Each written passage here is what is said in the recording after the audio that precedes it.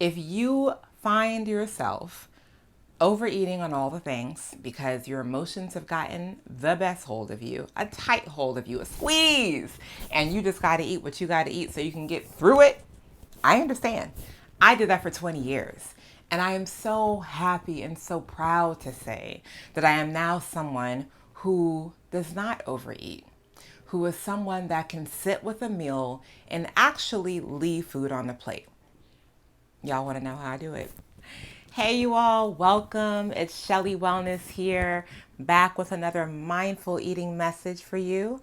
Now, this is for my overeaters. Y'all, I'm talking to you. If you have been on this fitness, wellness journey for quite some time, and you find yourself having moments of success, and then you overeat. And you know who I'm talking about? Yes, girl, I'm talking to you. You overeat, and that's just it. It wipes out all the progress that you made. But I have something that's going to help you. So, first of all, before I get into how I do it, I just want to acknowledge that if you are someone who eats your feelings, I understand the way feelings can feel enormous and big and hard to deal with. And so if you're someone who has practiced over the years eating your feelings to feel better, you have to remember that that is a practice neural circuit in your brain. And so it's a habit. And like all habits, they can be changed. So here's how I change my habit. And if you're looking to change your overeating habit, here's how you can change yours. Now, have you ever heard the saying that you should eat to live, not live to eat? Well, if you are a foodie or someone who has eaten your feelings a lot over the past years, that just sounds crazy. If you've ever seen my YouTube channel, The Mindful Plate, then you know that I love to eat. I love to cook. I love all things about food. I love the smells, the colors, how it comes together. I love to serve and present and nyam. Most of all, I love to nyam. I love to eat food and enjoy. And for me, when I heard that saying, I was just like, I hear the wisdom in it, for sure. Like, I hear the wisdom in it. But girl, eat to live. That means all those moments that I like to crunch in between time and in the meantime. You mean like I can't do that? That sounds weird. I don't know if that's going to be possible. But I heard the wisdom in it. And I remember thinking, there's probably something to this that might be able to help me. So I had to figure out a way to make that saying apply to my foodie life. And if you are someone who is a foodie or enjoys food and you are more of the live to eat type of person rather than the eat to live, this is for you. So I created an acronym called LIVE. L starts for listen for your hunger.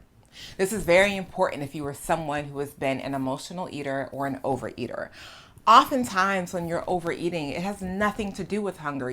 Hunger has left the building. Your body has said, girl, we had enough, thanks. But you just keep sending it down because at this point you were feeding something else. You were feeding emotions of sadness or regret or resentment, or you might even be feeding emotions of excitement. Like if you're at a wedding and everyone's just eating and it's a festive occasion or a birthday party, you might be feeding boredom. You might be feeding just because. Everybody's had that, oh girl, we just eating just because. You're over your homegirl's house, it's movie night, or you're with the fam and there's food around. So why not, right? Would you like something to eat? Why not? Girl, why not? It's not a reason to eat. But so many of us have eaten because of why not. And so the L centers us and roots us in why we eat in the first place. Hunger. So the L is listen for your hunger. If you are not hungry, then don't proceed with the rest of the acronym. Go take a nap, read a book, go exercise, go call somebody, talk it out if it's an emotional thing. Go do something else, clean your house, whatever. Go do something else, but do not eat. But if you are hungry, then proceed to the next letter in the acronym, and that is I. I stands for envision. Now, I know that envision is typically spelled Envision, but for this case, I'm spelling it Invision. S-I-O-N. And that's because it's the inner vision that you have for yourself. Oftentimes, our visions of ourselves or of our purpose, of our reasons, are rooted outside of us. They're things that maybe your third grade teacher put into you, maybe your parents told you, maybe the vision that your partner has for you, or something that, I don't know, girl, maybe you got a reading 8 years ago while you're on vacation somewhere and the reader said, I see for your life that you're going to do this, whatever. This is where you root yourself in your own vision. Now, I'm going to help you understand why this vision is important to helping you with your eating habits. But first, I want to share with you how I use this personally from my vision. So when I was younger, I used to always see on the news that they would have these centenarians. And it would be like the oldest person in the world is Sarah. She's 106 years old and she lives in whatever country she lives in. And Sarah would be cognizant and able and agile. And I thought it was so dope that human beings could live that long and be well. And I enjoy life. I enjoy living. I want to experience life. And I was like, I want to do that. I want to be a centenarian. And so being a centenarian became part of my vision. It became part of my purpose. So, L, listen for your hunger. I, vision. Root yourself in your vision once you decide you're hungry. Now, the next one is V, and that is choose vital foods. Now, how does this choosing vital foods relate to the vision? Well, in my case, for example, I want to be a centenarian. So choosing vital foods means that if I grab a bag of Doritos, that is not going to help me get to be centenarian status, okay? Doritos, by scientific evidence and by anecdotal evidence, my own experience, I know that it takes away my energy. It doesn't make me feel the best. And so I want you to be clear that choosing vital foods is a very personal experience, and it's something that you have to learn for yourself which foods are vital for you and which foods are not. For example, something that you're allergic to is not going to be your vital food. Maybe something your husband likes to eat, but every time you eat it, it makes you feel really tired. That's not a vital food. And so vital foods for you are something that you know if it's vital or not based on how it makes you feel when you eat it. In addition to that, think about your vision and ask yourself, is this food that I'm about to eat going to sustain me in my vision? So let's say, for example, your vision for yourself is that you want to be an active, engaged, present partner and or mom. But every time you eat ice cream, the way that thing puts you out, makes you take a nap, makes you sit down, gives you the brain fog. You can't even think right. Makes the kids start getting on your nerves because they're asking questions and you're like, oh, I just can't. Mama needs a minute. That's not a vital food because it doesn't allow you to serve the vision that you have for your life, which is to be an active, engaged, present partner and or mom. So that's how you want to think about this. So once you got the L, you've listened for your hunger. You got the I, you were rooted in your vision for yourself and for your life. And you got the V, you've chosen vital foods. And remember, everyone's vital foods are going to be different. So don't compare your vital food to somebody else's vital food.